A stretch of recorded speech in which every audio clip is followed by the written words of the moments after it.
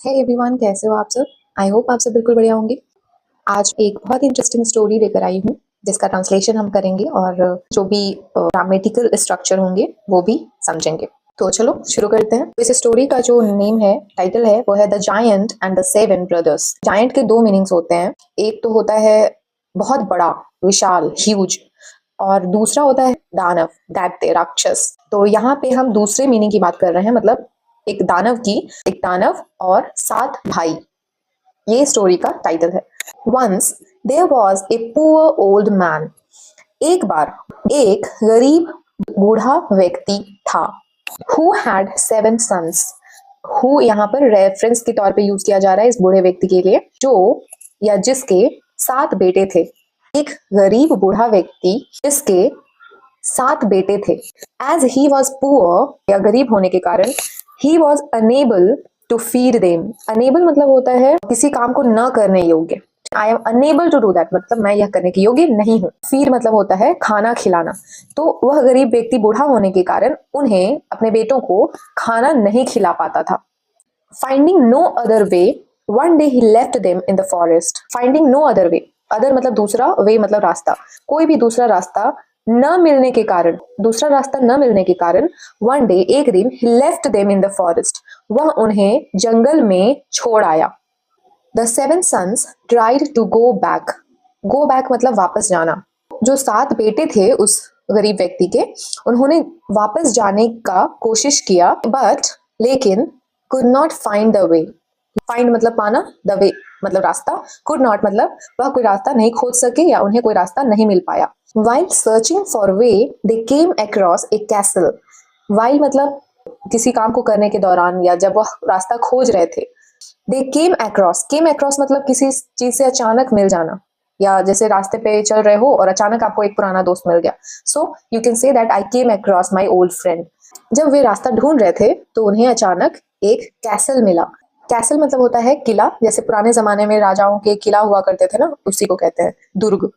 Inside the castle there lived a giant with his 7 daughters। उस महल के अंदर एक दानव अपने 7 बेटियों के साथ रहता था। When the giant saw the 7 sons, he wanted to eat them। जब उस राक्षस ने देखा, saw मतलब देखा, जब उस राक्षस ने देखा 7 सन्स मतलब 7 बेटों को, तो he wanted to eat them, तो वह उन्हें खा जाना चाहता था। क्योंकि वह राक्षस था तो वह चाहता था कि वह उन 7 को खा जाए। सो इसलिए ही थॉट ऑफ अ प्लान, उसने एक योजना सोची, मतलब उसने कोई प्लान बनाया, कुछ सोचा कि वह किस तरह से उन्हें खाना चाहता है। तो उसने एक योजना सोची। He went to the 7 brothers and said to them। वह 7 भाइयों के पास गया। He went, go का सेकंड फॉर्म है ये, जिसका मतलब होता है गया। तो he went, वह गया, to the 7 brothers, 7 भाइयों के पास, and said to them, और उनसे कहा, hello young men, नमस्ते नौजवानों, you look worried and tired। तुम बहुत चिंतित और थके हुए दिख रहे हो।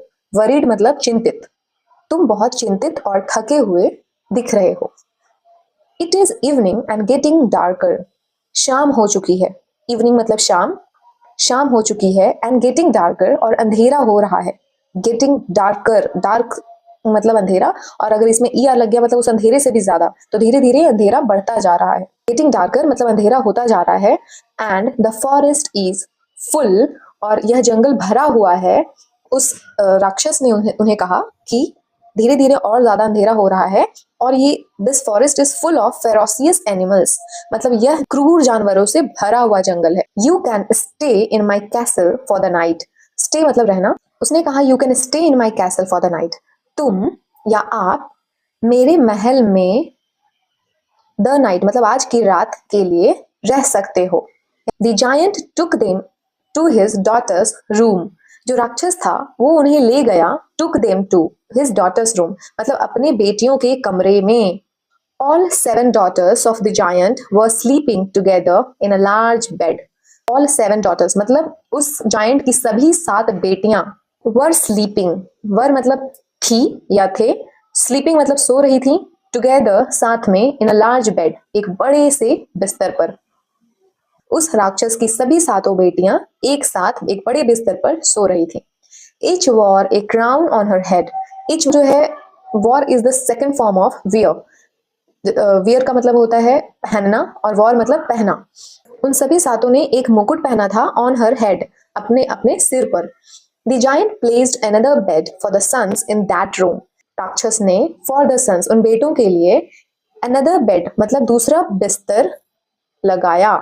After the giant had left, जब वह राक्षस वहां से चला गया, the sons replaced the daughters' crowns with their caps.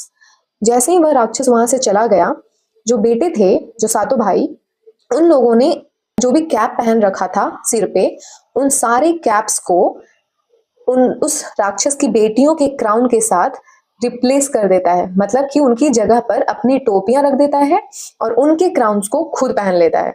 Okay, replaced मतलब कि एक स्थान से दूसरे स्थान पे चेंज कर देना.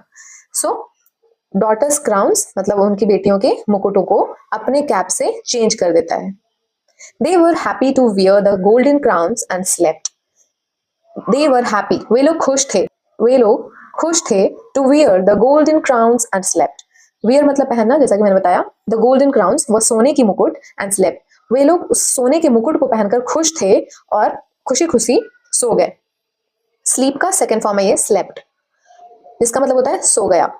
When the giant came to kill the sons, जब वह राक्षस came to kill मतलब मारना, जब वह राक्षस उन लड़कों को, उन बेटों को मारने आया, he mistook his daughters, वह गलती से उसने अपने बेटियों को समझ लिया. उस राक्षस ने समझा कि ये वो लड़के ही सो रहे हैं. as they were wearing caps, क्योंकि उन लड़कियों ने कैप्स पहन रखा था. he killed them, उस राक्षस ने उन्हें मार डाला. meanwhile, इसी बीच the sons ran from the castle and took all the gold that the giant had. वे बेटे जो थे, वे लड़के ran from the castle मतलब उस महल से भाग गए. ran मतलब भाग जाना. and took all the gold that the giant had, और सारे सोना जो उस राक्षस के पास जितने भी सोना था, जो भी सोना था, वो सब वो लोग ले गए. Fortunately, they found the way to their home. Fortunately मतलब होता है सौभाग्य से. They found जो है वो find का सेकेंड फॉर्म है. find FIND find मतलब पाना या मिल जाना, और उसी को हम पास्ट में जब यूज करना होता है तो हम फाउंड लिखते हैं, जिसका मतलब होता है मिल गया. तो उन्हें मिल गया द वे, रास्ता अपने घर का. ठीक है, तो उन्हें अपने घर का रास्ता मिल गया. दे रीच्ड होम, वे घर पहुंचे.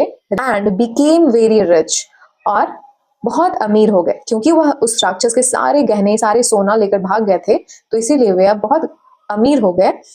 Thereafter, इसके बाद they lived very happily forever. वे रहने लगे very happily, बहुत खुशी से, हमेशा के लिए. forever हमेशा के लिए. तो वह हमेशा के लिए बहुत खुशी से रहने लगे. मॉरल क्या है इस कहानी का, मतलब क्या सीख मिली हमें? He who digs a pit for others falls into it himself. वह जो दूसरों के लिए गड्ढा खोदता है, वह उसमें स्वयं गिरता है. वो हमें हमेशा दूसरों की भलाई सोचनी चाहिए, ना कि उसके लिए गड्ढा खोदना चाहिए या फिर कुछ बुरा करने की कोशिश करनी चाहिए. आई होप आपको एक अच्छी लर्निंग मिली, बहुत इंग्लिश में न्यू न्यू वर्ड सीखने को मिले, ग्रामेटिकल स्ट्रक्चर भी समझे आप, और एक बहुत ही अच्छी सी कहानी भी सुनने को मिली. So please be with me और इसी तरह से मुझे फॉलो करते रहें. Thank you so much.